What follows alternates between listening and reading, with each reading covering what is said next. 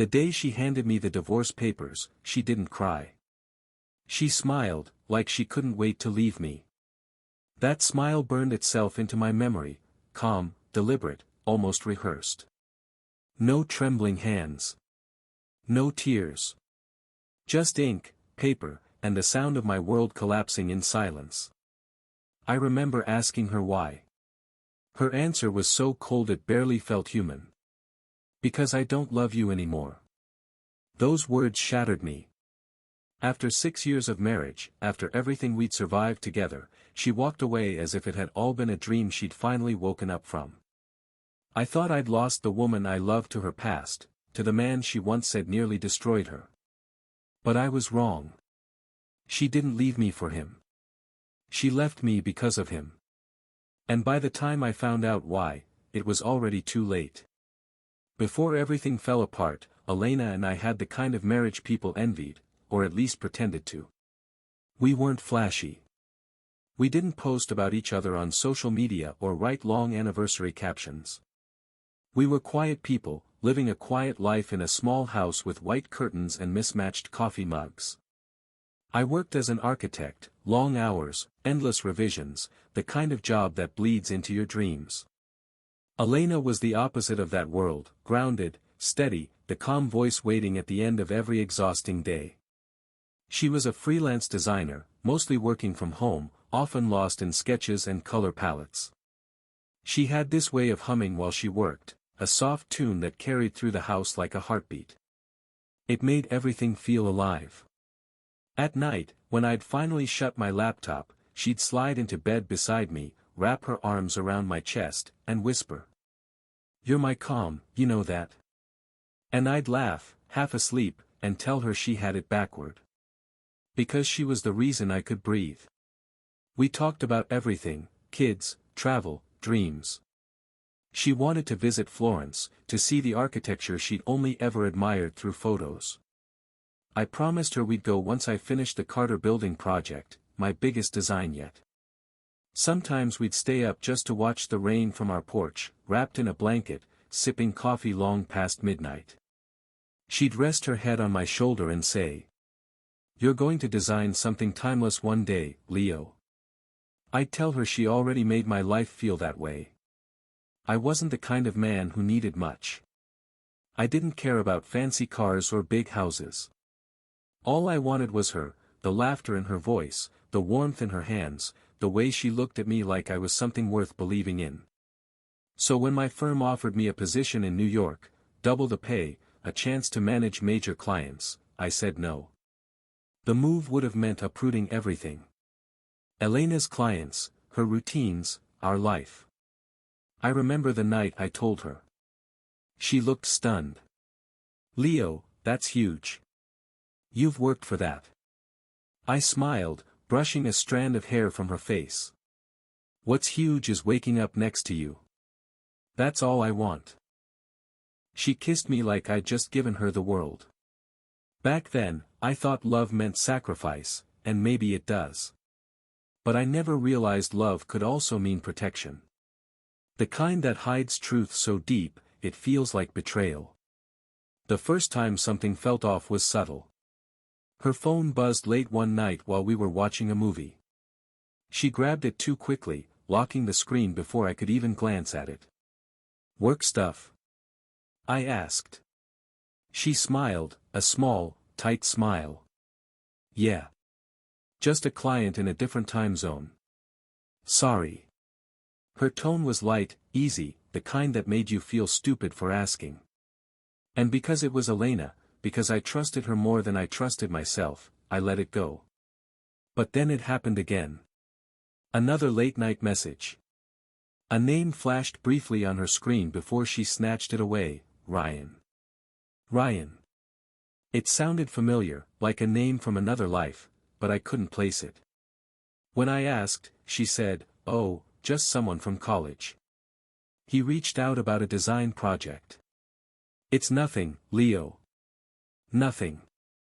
She said it with such calm confidence that I believed her. Or maybe I wanted to. After that, I started noticing little things, small hesitations, forced smiles. Her laughter wasn't as effortless. Sometimes she'd stare out the window for too long, lost somewhere I couldn't follow.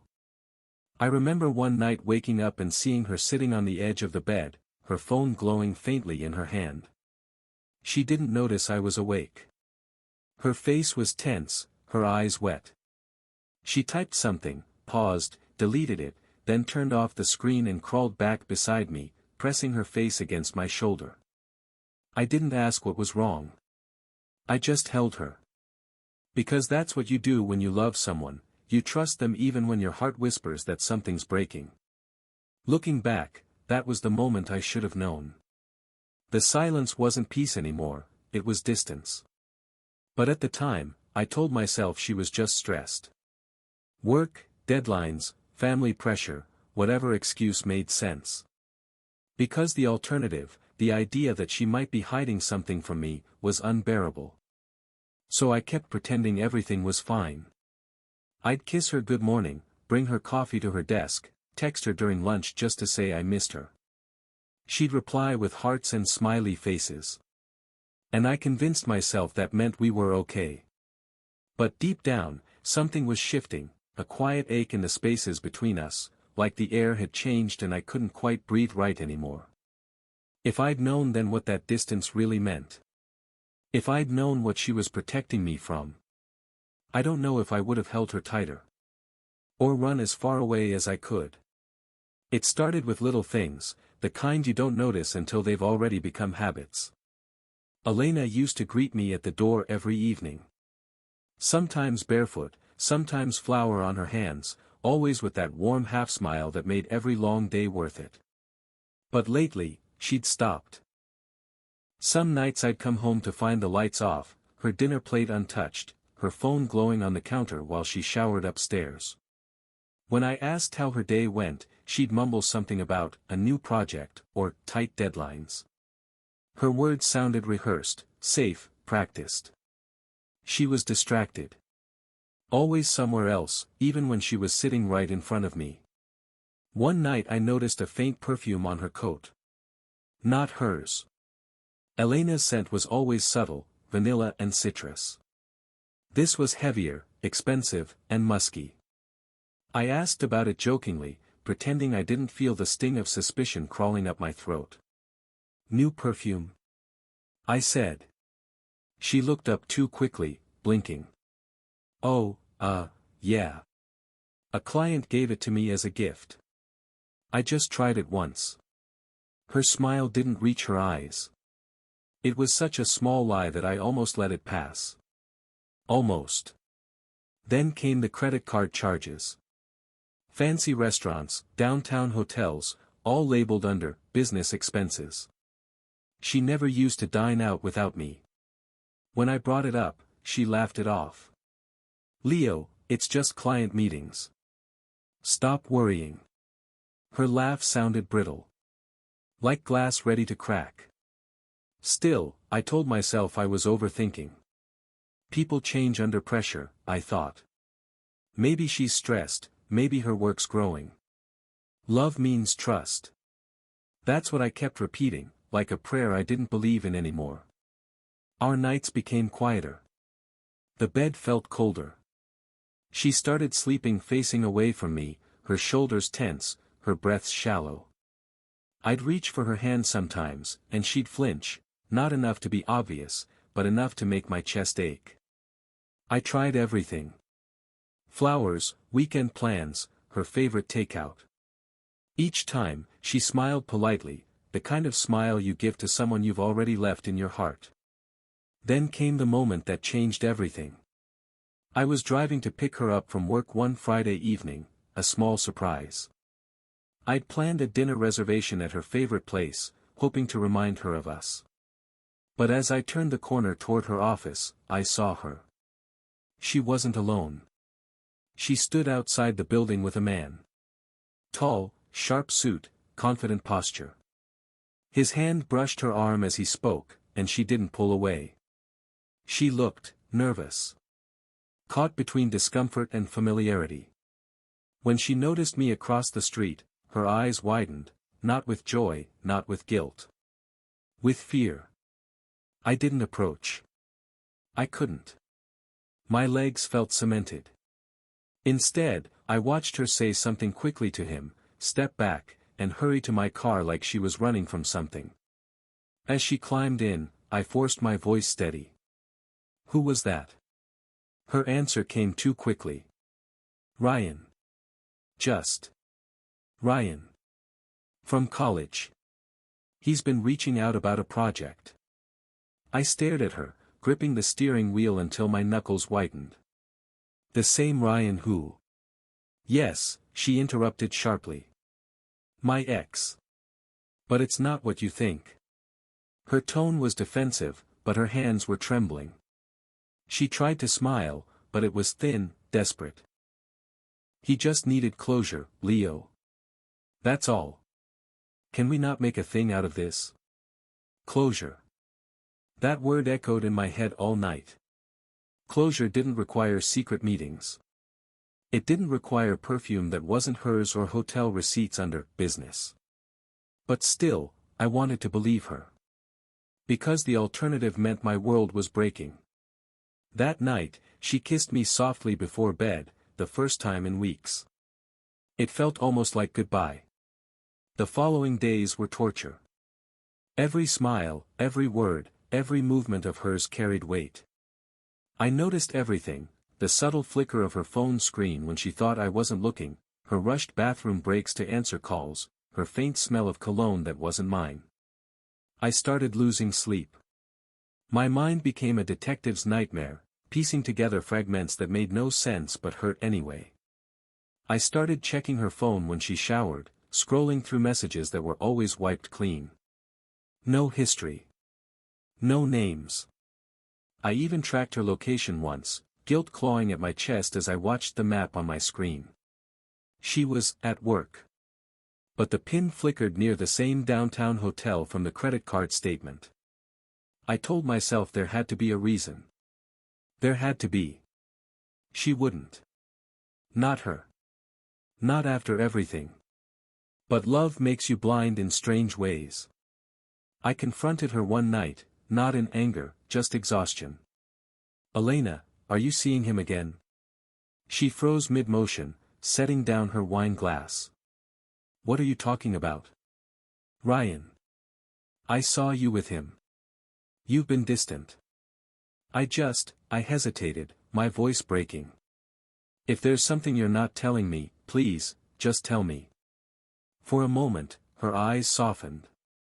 I thought she'd cry. Instead, she looked at me with the calm of someone who'd already made peace with a terrible choice. Leo. I can't do this anymore. My chest tightened. Do what? She reached into her purse and pulled out a folded document.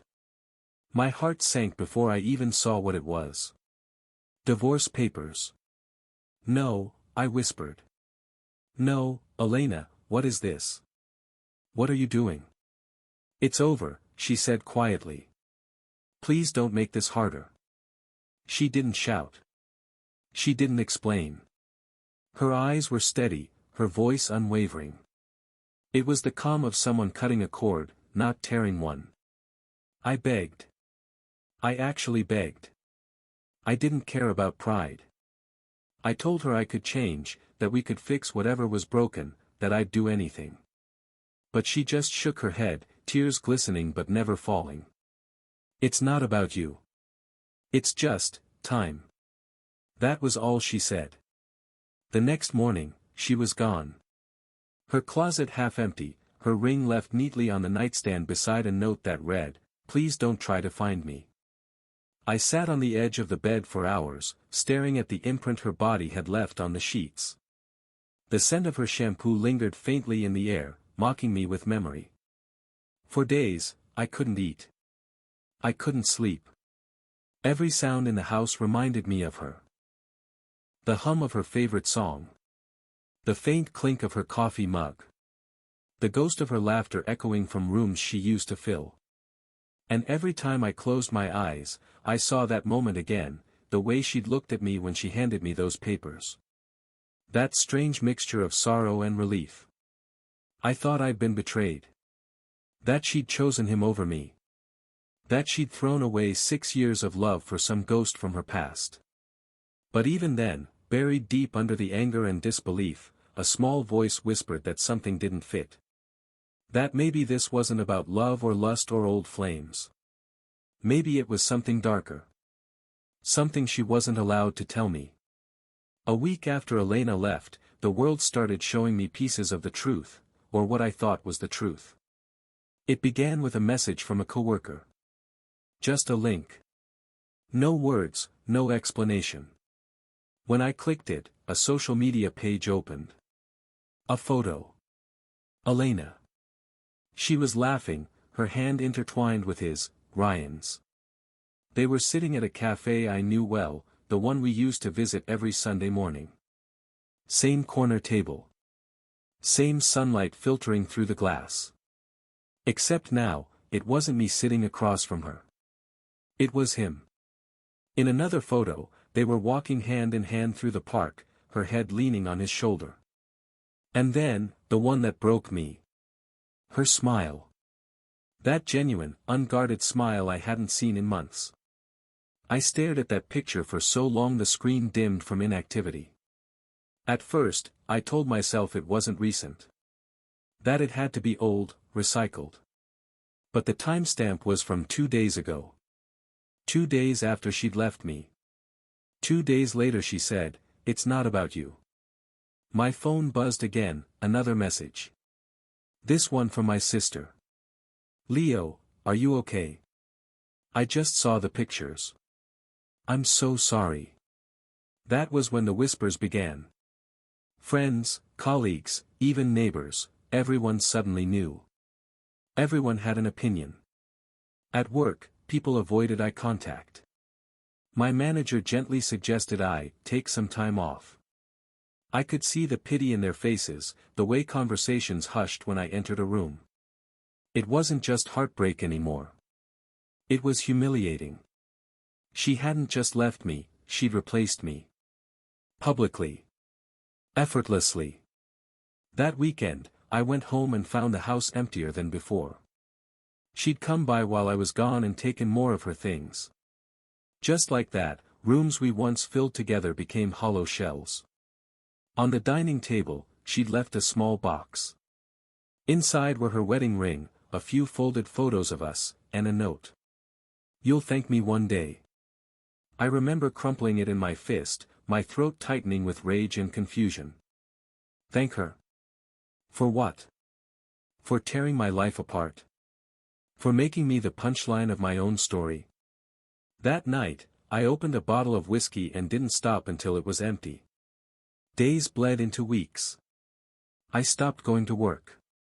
The world outside became a blur of meaningless noise. The house felt haunted, every corner echoing with her absence. Her coffee mug still sat in the sink. One of her hair ties on the nightstand. Her perfume clung to the pillow like it refused to leave. I'd lie in bed and play her old voicemails over and over.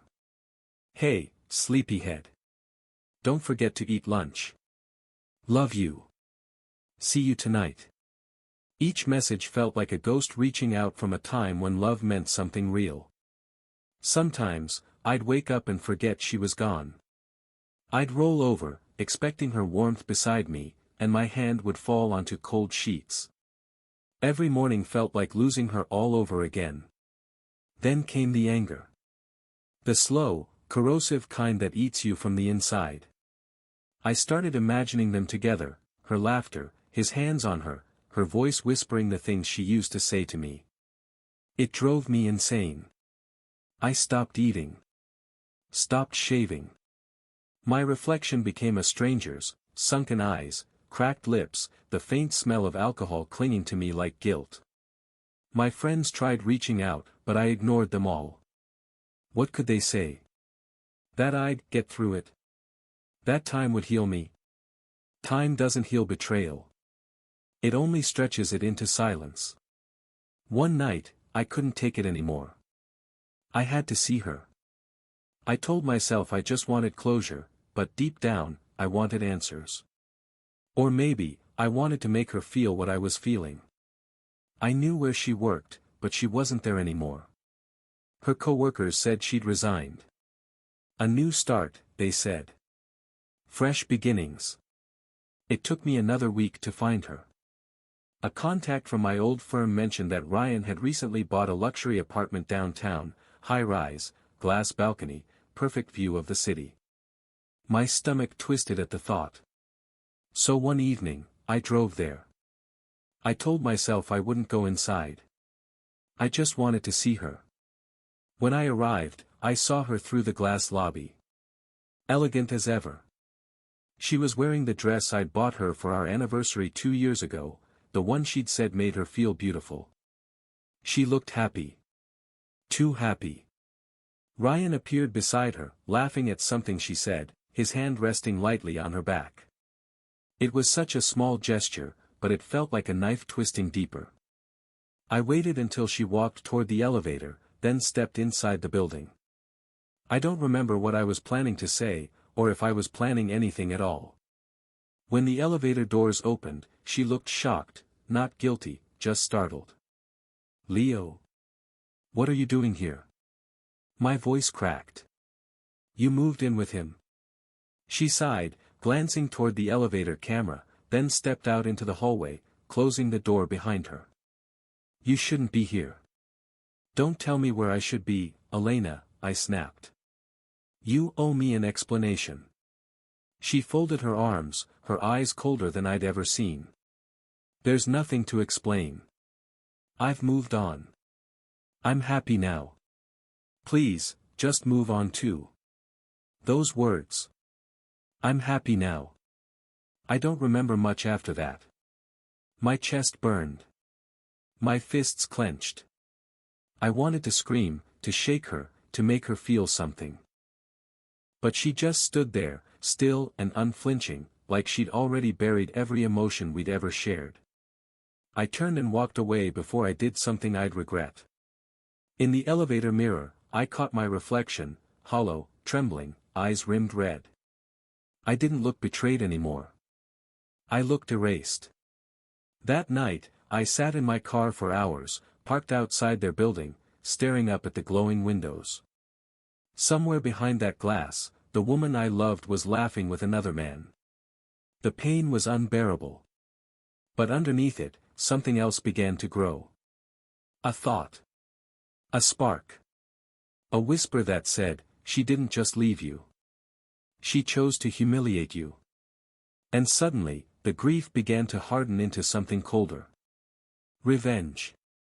It started as a fantasy, just fleeting thoughts of making her regret it. But the more I sat with it, the more it felt justified. I had given her everything. My time, my trust, my sacrifices. I'd turned down my career for her. I'd built my life around her happiness. And she'd taken all of it and handed it to the one man who'd broken her before. Ryan had been the name she never said aloud when we first met, the ex who'd cheated, lied, left her shattered. I had picked up those pieces. I had made her believe in love again. And now, she'd given him my life. No. I couldn't let that stand. If she had destroyed my world, I would destroy hers. That night, I made the decision. I deleted her number, blocked her accounts, and cleared the photos from my phone, not out of closure, but control. Every trace of her was gone except the one thing that mattered, the memory of her betrayal. It became fuel. I stopped crying. Stopped drinking. Stopped mourning. Something colder took root, clarity. The next morning, I called in sick to work and started digging. Ryan's name wasn't hard to find. Business directories, company profiles, media mentions. He owned a consultancy firm, flashy, profitable, built on networking and charm. The kind of man who thrived on image. The image could be destroyed. I didn't know how yet, but I knew I would find a way. Because love had made me blind. But betrayal had taught me to see. That was the night everything shifted. The heartbreak didn't fade, it evolved.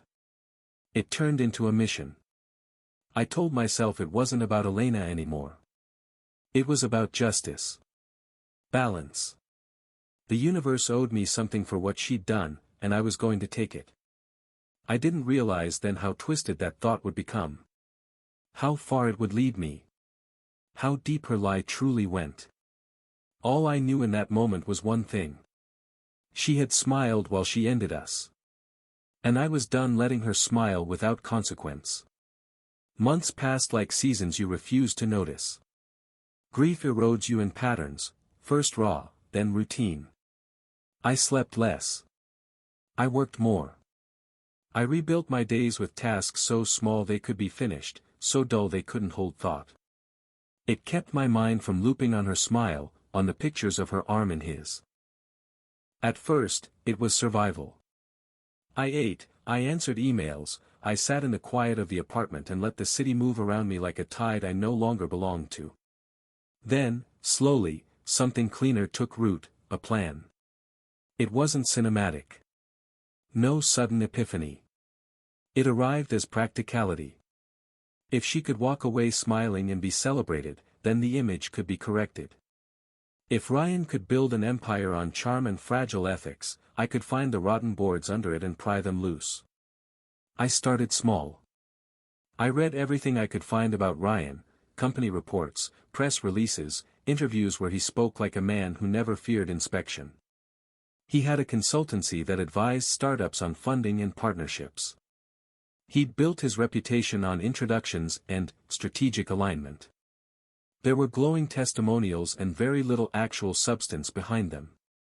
That's the kind of thing that hides corruption, gloss where there should be grain. I used skills I'd honed as an architect, not the drafting or the renderings, but the forensic part of the job.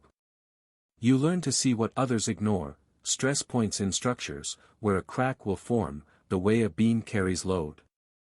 Business structures were like that. Follow the load-bearing lines, where money went, who benefited, what was only for show. I hired a PI on the cheap. I told him I wanted background checks and public records. He dug up addresses, corporate filings, and a pattern. Ryan's consultancy had a network of shell companies tied to a discrete set of investors. There were offshore accounts. A few contractors reported late payments, then silence. One anonymous source hinted at creative financing, the kind where investors are moved from account to account until paper looks clean but reality is a sieve. As the pieces came together, I felt a clarity I hadn't known since before Elena. Anger had sharpened into a method. Where grief made me stumble, logic made me move. I set up spreadsheets. I mapped transfers. I found transactions that didn't match invoices, wire transfers to accounts with no clear business purpose. I traced a pattern of kickbacks routed through a startup Ryan helped to seed. The more I dug, the uglier it got. It meant time. Patience. Subterfuge. I took time off work that I hadn't allowed myself, but not for mourning. For research. I read court filings, anti-money laundering pamphlets, forums where whistleblowers shared how they'd blown the whistles. I learned how to create plausible-sounding anonymous tips, where to send them so they'd be seen but not traced. I learned how to format a data dump the press would open. And I started testing their defenses. Using my basic tech skills, a handful of online tricks any curious person could learn, I created an anonymous email persona. I compiled open-source data on Ryan's firm into neat PDFs and sent them to a journalist who wrote about corporate fraud.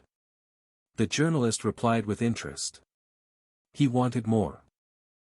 I fed him breadcrumb after breadcrumb, screenshots of invoices, a photo of a signed but blank contract, a copy of a wire transfer.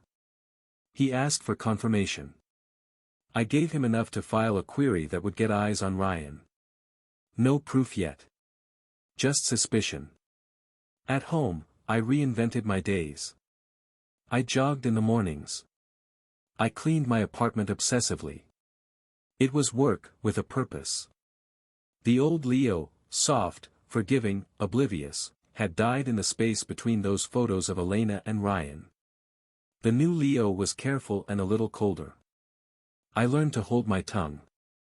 I learned that revenge isn't noise, it's pressure applied slowly until the structure gives. There were setbacks. Some of the leads are dead-ended. A contractor I thought would talk refused, citing non-disclosure agreements.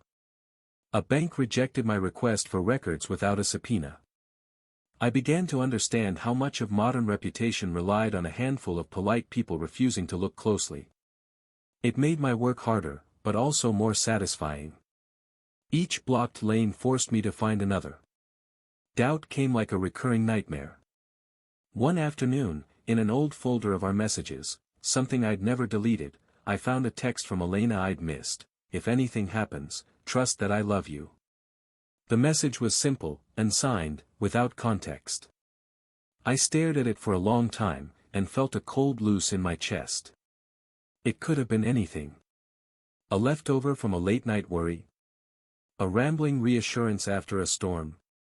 Or worse, proof she'd always been capable of hiding the truth from me. My first instinct was to let my anger fill the space. She had lied. She'd left. She'd smiled while I crumbled. For a week that message sat between the files I kept, like a seed under glass. I read it and learned the way I had before the marriage collapsed, toward suspicion. Maybe she'd used the line to manipulate me, to soften the blow into something I'd accept. Maybe she'd rehearsed her part, planned it, and moved off with him as soon as the papers were signed. I almost let that thought be the basis of everything I would do next. But revenge needs facts. Emotion leads to rash mistakes. I pressed it down and kept digging. I started to move in ways that felt surgical. Under an alias, I leaked specific financial paperwork to regulatory agencies, a carefully redacted set of invoices showing inconsistent billing. I sent confidential tips to a financial crimes reporter, attaching a dossier that, if followed, would show Ryan's firm directing funds into accounts tied to shell companies. The emails were crafted to look like whistleblower tips from a former employee. I used timestamps, plausible but tedious detail, the sort of material a journalist loves because it invites a story. At the same time, I targeted Elena's life in ways that would sting her personally. I knew her small freelance network, I knew how much her reputation mattered to her survival. I sent an anonymous package to her primary client, a neatly printed set of screenshots implying that she'd been involved, however peripherally, in questionable deals. They called her in. The client went quiet and then terminated the contract. They sent no warning. Just a perfunctory email: "Thank you for your service. We will not be renewing your agreement." I felt nothing when that happened. I rationalized it as balance. If she could break me publicly, she could lose publicly. But the plan wasn't cruelty for cruelty's sake. The plan had a logic: destabilize their finances and reputation so their alliances fractured and their support network collapsed. A man like Ryan thrived on perception. Remove the veneer and he's just a man who counted on other people's silence. And the next moves began to work. An investigative journalist ran a piece listing concerns about a string of consultancies linked to Ryan. The piece wasn't conclusive, journalists are careful people, but it raised questions that auditors couldn't ignore. Intercompany emails leaked that showed Ryan pushing managers to expedite payments in ways that left paper trails odd enough to warrant a closer look. Then the calls started. Not to me, to people in his orbit. Investors demanded explanations. A small bank froze a suspicious transfer mid-process. One of Ryan's front companies received a subpoena. I watched it all from a distance, from the safety of another name and location, and felt a wild, pure satisfaction, like the first strike of frost cracking a brittle leaf. It wasn't an immediate collapse. It was slow, methodical erosion. That made it worse for them. The slow drip of scandal eats at confidence. It forces allies to choose, and allies choose the stable path. Ryan's board members began to whisper. Separations were negotiated. Litigations were threatened. Elena's world convulsed as well. Without her main client, her cash flow tightened. New projects were harder to get. She posted fewer works online, her account became quiet. I reminded myself I wasn't doing this to punish a woman who had once been my entire universe. I told myself I was stopping a man who had taken what was mine. The justification became a knot I'd carry. There were moments I couldn't control. One night, a man I thought was a junior exec at Ryan's firm recognized me in public, a chance sighting that almost blew everything. I lied. I smiled. I said I was just another passerby. His suspicious look lingered. For 24 hours, I wondered if my anonymity had failed. The fear tightened my chest like a hand. But nothing came of it. My alias grew confident. Tips arrived anonymously at the financial regulator with attachments showing offshore shell accounts tied to Ryan's projects. The regulator opened a probe. A quiet raid occurred at one of Ryan's lesser offices, computers were taken overnight. Ryan posted a charmed statement about temporary setbacks and full cooperation. The statement read like damage control. I had not expected a real legal domino to fall. I had wanted humiliation, a small measure of ruin. But evidence has a way of traveling. Once investigators had enough loose threads, they asked for more. They asked where the threads came from. And then the first strange call arrived. It was a number I did not recognize. A voice with the clipped cadence of someone who rehearsed sentences for a living. An attorney, the man said. Elena's lawyer. He knew things I'd only told the PI and had no way to reach otherwise. He knew my name. He knew details about the anonymous tips. He sounded tired, like someone who'd been carrying a secret for too long. Leo, he said, without preamble. I don't know what you think happened. But you're making mistakes. His voice was neither accusation nor plea. It was simply factual. Who is this? I asked, though I knew. Mr. Hargrove. Elena's attorney, he replied. I represent her in matters she asked me to handle. I'm calling because the recent inquiries have become dangerous in a way she hoped to avoid. My hand went cold. What do you mean? Ryan, he said. He isn't just a fraud. He's violent when backed into a corner. He used leverage against Elena. She did what she thought she had to. I laughed then. A sound that was half deranged. She left me. She smiled while she left. You expect me to? You expect what, exactly? The lawyer interrupted. I'm telling you this because you are pursuing him publicly and you are putting her in the line of fire. I felt a pull in my gut like I'd been punched. What leverage? The specifics aren't mine to disclose, he said. But enough to say he threatened harm, to you specifically, if she did not cooperate. She chose to make herself the target instead of you. She asked me to shield you. That's why she agreed to everything. The world tilted. For a moment I heard nothing but my own breathing. The spreadsheet lines of my revenge blurred into a smear. You expect me to believe she lied to me to protect me? My voice was small.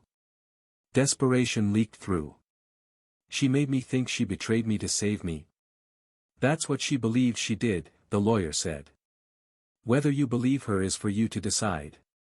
I'm calling because they are connecting the dots back to her now. She's scared, Mr. Alvarez. She thinks she's done the right thing, and now she's watching it unravel. I wanted to scream. I wanted to hurl the phone against the wall.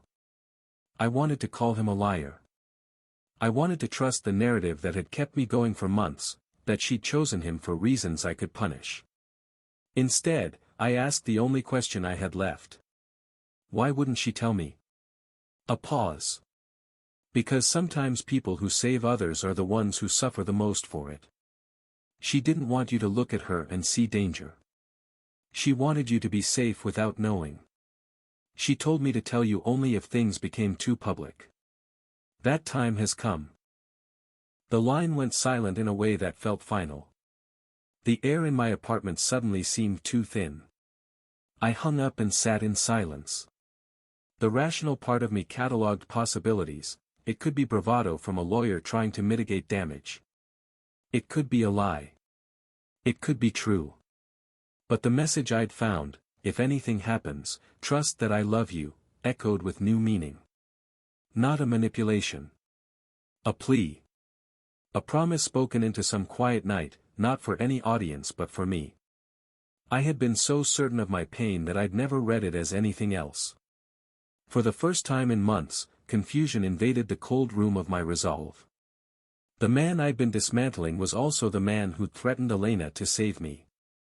The woman I had targeted in my revenge might have been the one who kept me alive. It was everything I'd feared and everything I'd hoped to avoid wrapped into a single, devastating lie. I felt my plan wobble. The spreadsheets, the contacts, the anonymous tips, the things I'd done to punish them, also brought scrutiny to her. If the lawyer was right, I had weaponized the very mechanisms that endangered her. Guilt and anger tangled into something worse, regret. But the regret didn't absolve the action. It only changed the terms. I thought about stopping. About letting the regulators shut down their inquiries and letting the dust settle. But each new revelation of Ryan's malfeasance made me wonder if ending it now would free him to hurt others. My mind became a battleground where justice and love sparred for primacy. Love blinded me, I whispered into the empty room.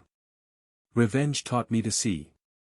And now I saw something else, the terrible, complicated truth that sometimes saving someone is not a noble act without cost. Sometimes it's an arrangement in which lies are exchanged for safety, and the ledger is counted in lives. The choice ahead of me stretched and narrowed at once. I could stop and let them both survive the ruins I'd made. Or I could continue, with the dreadful knowledge that each additional strike carried the risk of collateral damage to the woman who, whether by design or desperation, had tried to protect me. The next step mattered. How I acted now would define what I had become. I closed my eyes and let the map of their finances run under my eyelids. The probe was active. Ryan's accounts were vulnerable. Elena was exposed. I had a weapon, knowledge. I had a decision, use it, or lay it down. The answer did not come cleanly. It never does. But the pause had lengthened. I was not the same man who'd sworn only to punish hurt. I had become a man carrying the weight of being both executioner and inadvertent arsonist. That night I opened my laptop again, not with the cold speed of someone bent on sabotage, but with the heavy deliberation of someone who had to choose how much more ruin to cause. The cursor blinked like a heartbeat. And somewhere in the quiet, Elena's message whispered again, if anything happens, trust that I love you. I told myself I wanted him to pay. I told myself I wanted the world to see the man he was. When the day came, it felt nothing like victory. It felt like walking through fog toward a house burning in slow motion. I found Elena in a hospice-style building 2 months after the probe became public. My hand hovered over the buzzer for a long time. The hallway smelled of antiseptic and faint flowers, the perfume of people trying to make endings less clinical. I'd imagined all sorts of reunions. None of them matched the sight of her, smaller, not from age but from something that had hollowed her out. Her cheekbones had sharpened. Her hair hung thin. There were dark crescents under her eyes as if she'd learned to sleep in half-shifts. She looked up when I entered. For a moment she didn't move, as if she were measuring the scene to decide whether I belonged in it. Then she smiled, that old, soft smile, but now it carried a kind of stunned apology. Elena, I said. My voice shook. What happened to you? She patted the edge of the recliner. Sit, Leo. Her voice surprised me, steady, smaller, but not brittle. You look tired. So do you. The truth tasted foreign. I had chased this for months. I'd watched Ryan's world start to crack. I had thought that seeing him fall would be the end of the story. But here was the part I'd skipped over in my fantasies, the people underneath the scaffolding, the ones who had paid in places you couldn't bill for. She took my hand. It was cold, paper-thin. There were lines at the knuckles that used to be soft and warm. I felt like I was holding a stranger I once loved. "Elena," I said again. "Tell me why. Tell me everything." She closed her eyes for a beat, then opened them and began in a voice that made everything sound like a confession. "Ryan found something 2 years before you and I married. He was good at finding people's weak wiring, money that could be nudged, transactions that could be explained away. He discovered a transfer, a bad transfer. It routed through a contractor we'd hired for the Carter building. It was small, and he told me he could fix it. He said, 'Leave it to me.' I remembered the contractor. Small oversight, I thought. Fixable. You let him fix it?" She nodded. "He did fix it. But he kept the knowledge. Ryan kept a ledger of favors. He told me he could make our lives better, introduce us to investors, polish us up. He took details from other clients. He stored them. He started using them as leverage. When he lost a client, he'd threaten to reveal something and then solve the problem if they paid him off." She swallowed. "Then he found a thread connecting your firm to a transfer. It wasn't deliberate. A junior accountant routed payments in a way that looked suspicious if you followed it. Ryan saw the pattern. He told me if anyone traced it back through him, they might find something that implicated you, not enough for a criminal charge, but enough to ruin you, to make you an expendable name in a larger investigation." I felt the room tilt. "Why didn't you tell me?" Her fingers squeezed mine, apologetic. "Because he told me if I told, he'd make sure you wouldn't just lose your job. He said he'd make sure it looked intentional. He said they'd call you greedy, a conduit. He said people in his circle could make a charge stick in the paper long enough for a bank to freeze your accounts. He said he could take everything you'd built and turn it inside out.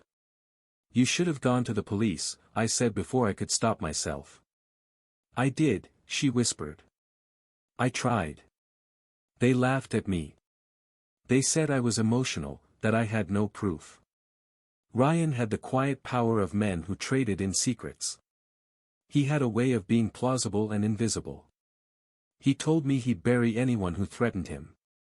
She looked at me then with the kind of softness that breaks you. "So I made a choice, Leo. I signed things I didn't mean. I pretended to need him. I let him rebuild our life the way he wanted. I told myself it would be temporary.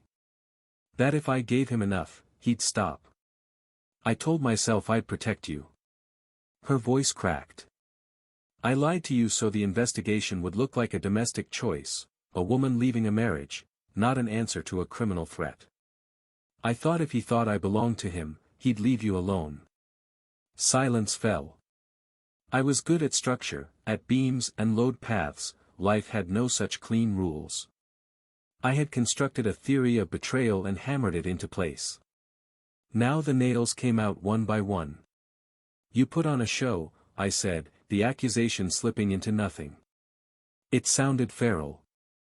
"You made me the joke, let him parade you, let him ruin you, all to keep you safe," she finished softly.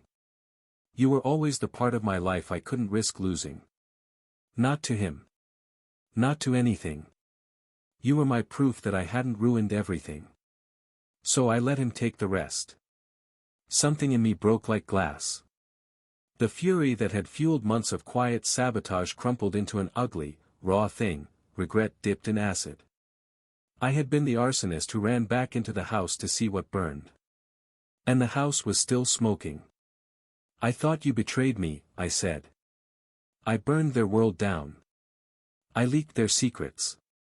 I watched him fall apart on screens and in headlines. I thought I was getting justice." Her eyes closed. When she opened them again they had a pained, gentle humor. "You did get justice. You did right by the man who hurt us." "You don't get it," I said. "You told me," words failed. I had rehearsed so many confrontations.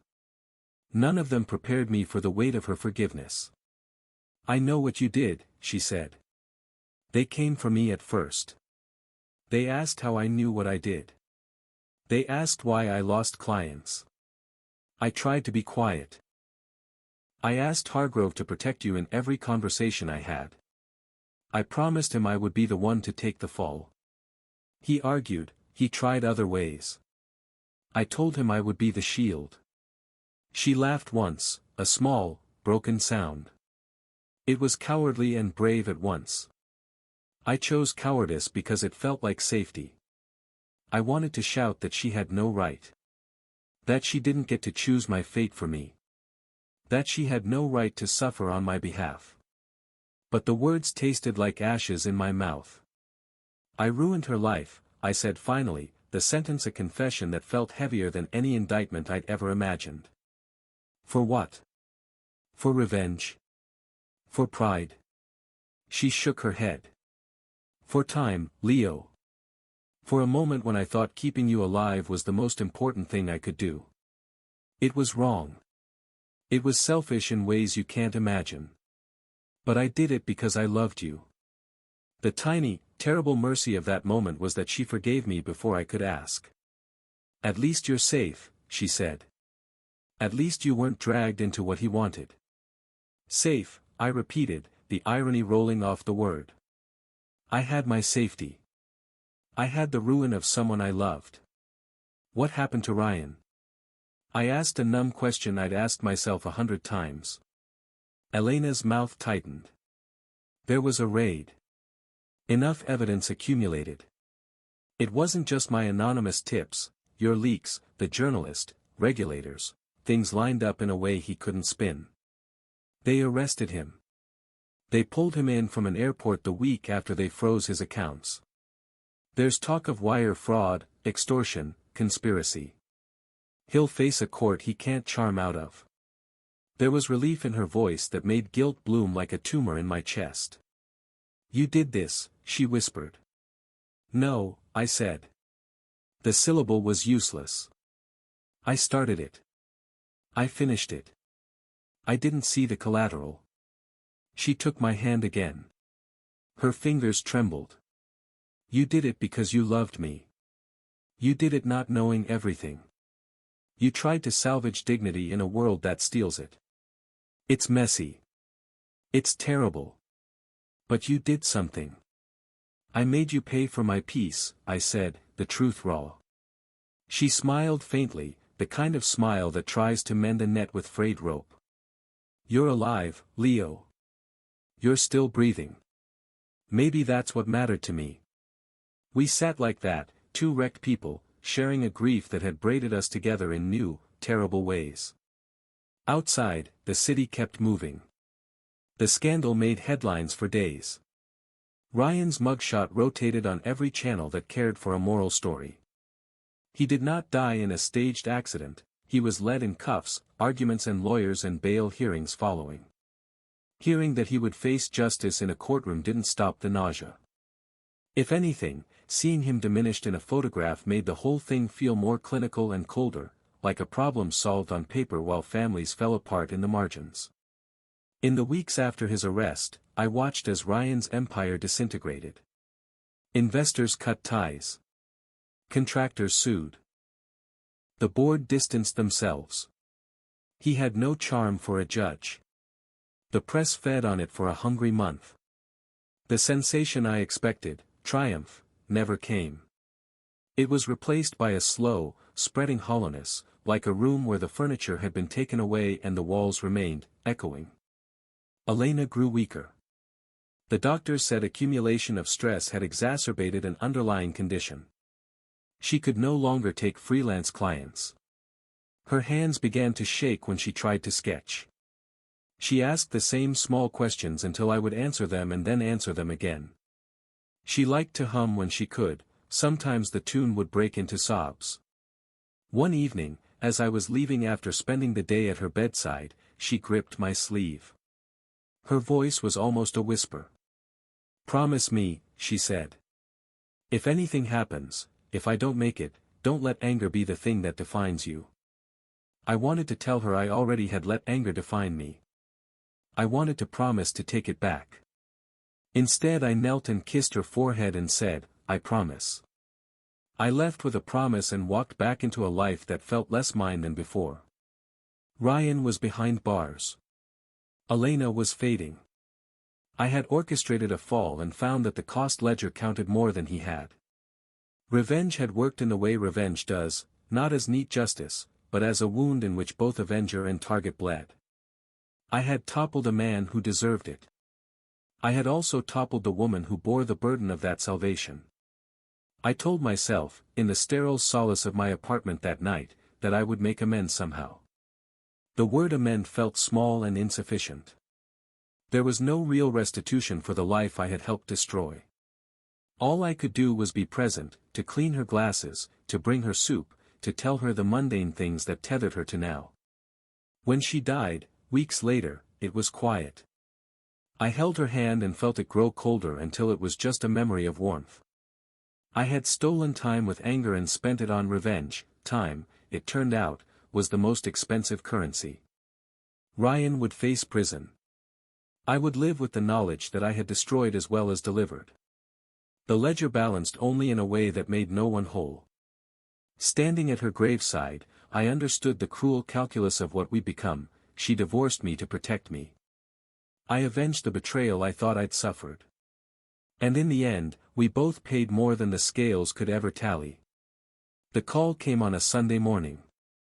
The kind of morning that looks calm from the outside, sunlight through blinds, coffee half brewed, the city still stretching itself awake.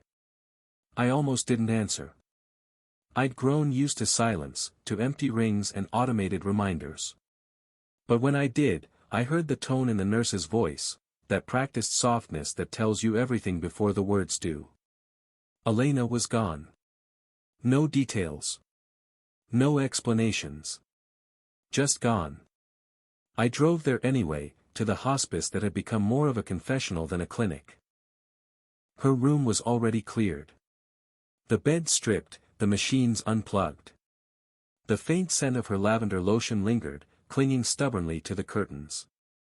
There was a folded envelope on the table by the window, my name written in the same delicate handwriting I'd once watched scribble love notes onto napkins. Inside, there was only a single line. You were always worth saving. No signature. No goodbye. Just that. I sat in the empty room for hours, watching the light change. The hum of the city outside was distant, like it belonged to another version of me, the one who still believed in clean endings and fair outcomes. They buried her 3 days later, in a quiet cemetery just outside the city. Small service. No press, no visitors besides a handful of people who once knew her before her name was tangled in scandal. I stood there alone after everyone left. The marble looked too white, too new, too untouched to belong to someone who had lived through that much chaos. The air was cold, sharp. My breath came out in clouds that vanished before I could catch them. I tried to speak, to apologize, to explain, but my throat refused to cooperate. Every word I'd planned collapsed under the weight of the silence she'd left behind. So I just stood there.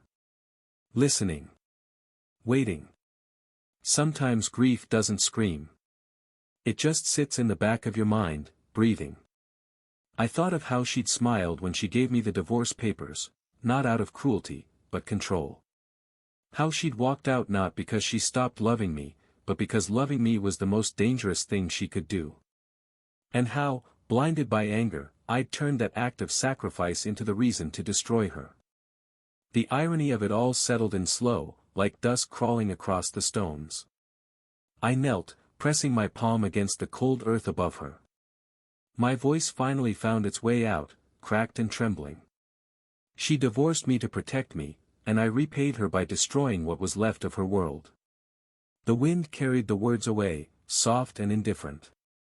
I stared at the grave a long time before whispering the last thing she would never hear. Love didn't die. I killed it myself. Then I turned and walked away. The city looked the same, but I wasn't. Revenge had given me justice. Love had given me loss. And both had left me hollow. Some stories don't end with redemption. They just end.